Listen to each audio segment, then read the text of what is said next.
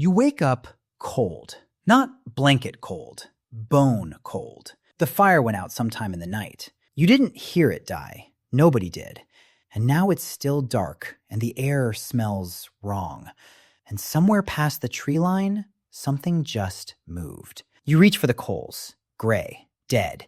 No spark left. Think about that for a second. You woke up today and pressed a button. Coffee. Heat. Light. Instant. But 40,000 years ago, waking up meant one question before anything else. Are we still warm? Because if the answer was no, everything else stopped mattering. Your children, your food, your safety.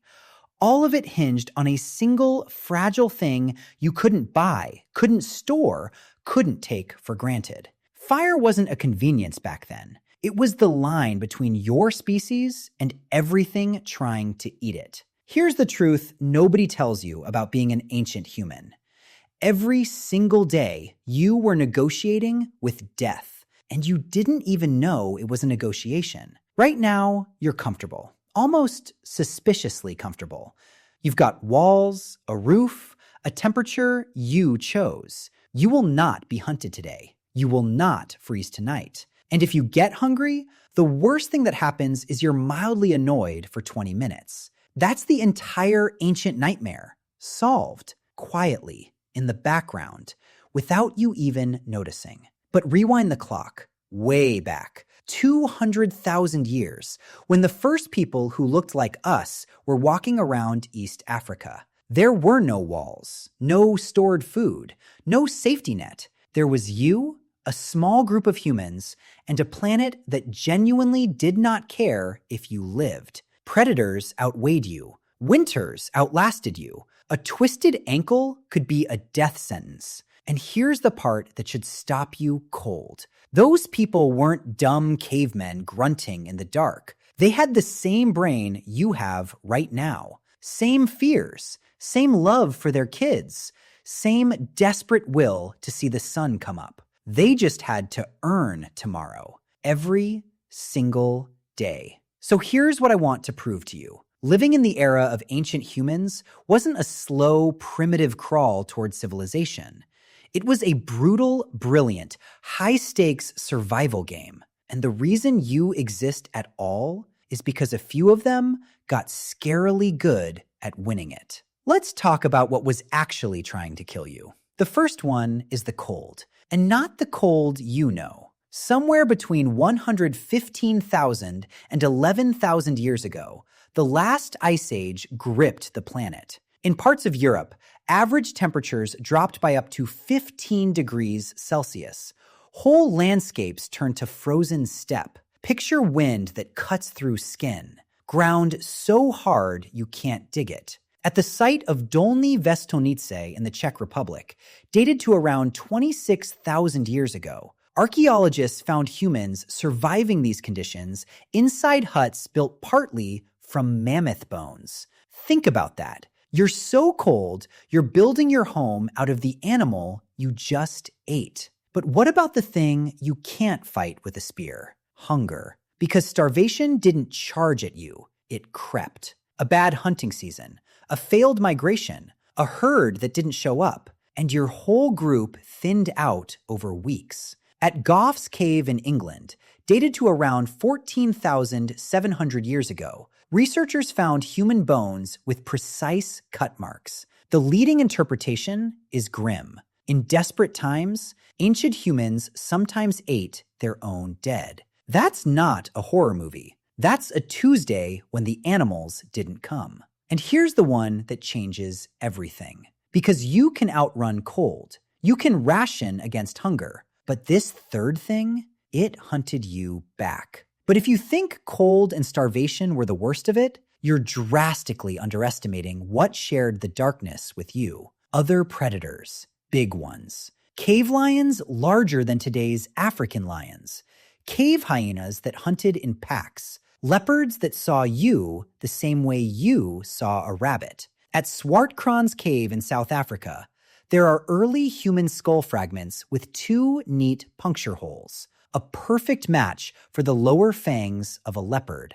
A leopard had been dragging our ancestors up into trees to eat them, and we have the bite marks to prove it. So how does a slow, weak, clawless animal survive a world that wanted it dead on 3 separate fronts? You don't have fur. You can't outrun a hyena. Your teeth are honestly embarrassing. So what was the one thing that flipped the whole game? Fire. Controlled, tended, protected fire. Fire was heat when the Ice Age tried to kill you. Fire was a weapon that predators refused to cross. And fire cooked your food, which unlocked calories your raw-eating ancestors could never reach. Losing your fire wasn't an inconvenience. It was a countdown. And we have proof of exactly how deep this goes. At Wonderwerk Cave in South Africa, researchers found burnt bone and ash deep inside the cave, dated to around 1 million years ago. Not a wildfire that swept through, fire brought inward on purpose and kept. Some of the earliest evidence anywhere of humans controlling flame. That single skill, guarding a fragile glow through a freezing night, is a straight line to you sitting here today. But here's the part nobody talks about. Fire didn't just keep you alive. It rewired what it meant to be human. Because a fire needs tending, and tending a fire means sitting still, in the dark, together, for hours. For the first time, our ancestors had something they basically never had before: downtime. A warm circle of safety with nothing to hunt and nowhere to run. So what do you do with all those hours around a flame? You talk. You tell stories. You teach the kid next to you how to nap a blade. You look up and start wondering about the lights in the sky. Fire didn't just cook meat. It cooked culture, language, memory, myth, art. A lot of what makes you, may have been born in that flickering ring of light, while the rest of the world stayed pitch black. And once you start looking, the evidence is everywhere. 77,000 years ago, at Sibudu Cave in South Africa, humans were sleeping on woven bedding made from crushed aromatic leaves, plants that naturally repel mosquitoes. They engineered a bug-free bed before writing existed. 100,000 years ago, at Blombos Cave, also in South Africa, someone mixed ochre, bone marrow, and charcoal inside an abalone shell, a paint kit. The oldest known art studio on Earth, sitting in a seaside cave. 430,000 years ago, at Cima de los Huesos in Spain, the bones of nearly 30 individuals were found deep in a pit at the bottom of a cave shaft. Some researchers believe this was deliberate, an early, haunting hint that we cared where our dead ended up. 50,000 years ago, in Shanidar Cave in Iraq, a Neanderthal man lived for years with a withered arm, a crushed eye, and a leg injury. He could not have survived alone. Someone fed him. Someone carried him. 164,000 years ago, at Pinnacle Point in South Africa, humans were harvesting shellfish from the coast and heating stone to make sharper tools. Living off the sea, engineering rock with fire. 40,000 years ago, in Hohle Fels Cave in Germany, someone carved a tiny flute from the wing bone of a vulture. 5 finger holes. It still plays. Music in the middle of an ice age. So why does any of this happen? Why fire, then stories, then art, then music? In 2011, anthropologist Polly Weissner from the University of Utah studied the Jew/Hawansi people of the Kalahari Desert. She recorded their conversations by day and by night, and she found something remarkable. Daytime talk was practical, complaints, plans, gossip, arguments. But firelight talk, the talk after dark, was different. Around 80% of it was stories, tales of distant people, ancestors, spirits, the way the world works. Weissner's argument is that firelight literally expanded the human imagination. The fire held back the night and gave the mind room to travel. It's where empathy, culture, and imagination were quietly forged, one long night at a time. And here's where it gets personal, because your body never forgot any of this. Ever notice how you go quiet and still when you stare into a flame? Your shoulders drop, your breathing slows.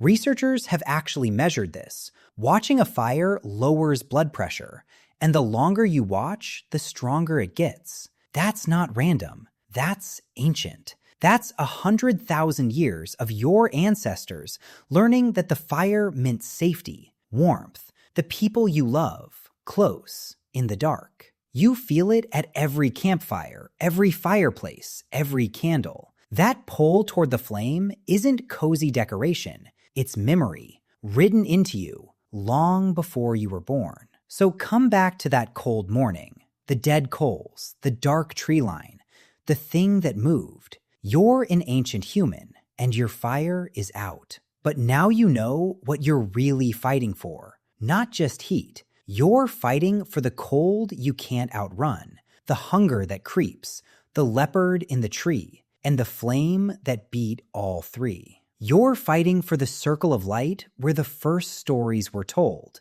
the first songs played, the first time a human looked up and wondered why.